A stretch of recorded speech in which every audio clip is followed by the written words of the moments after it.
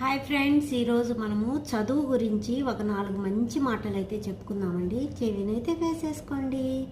ఎంత చదివామన్నది కాదు, ఆ చదువు మనకు ఎంత సంస్కారం నేర్పిందన్నదే ముఖ్యం.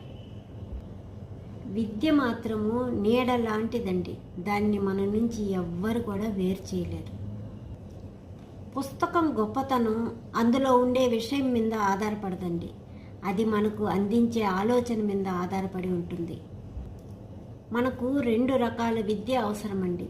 ఒకటి జీవనోపాధి ఎలా కల్పించుకోవాలో నేర్పేది, రెండోది ఎలా జీవించాలో నేర్పేది. అసలు ఈ ప్రపంచాన్ని మార్చాలంటేనే శక్తివంతమైన ఆయుధం ఏందో తెలుసండి, చదువు ఒక్కటేనండి.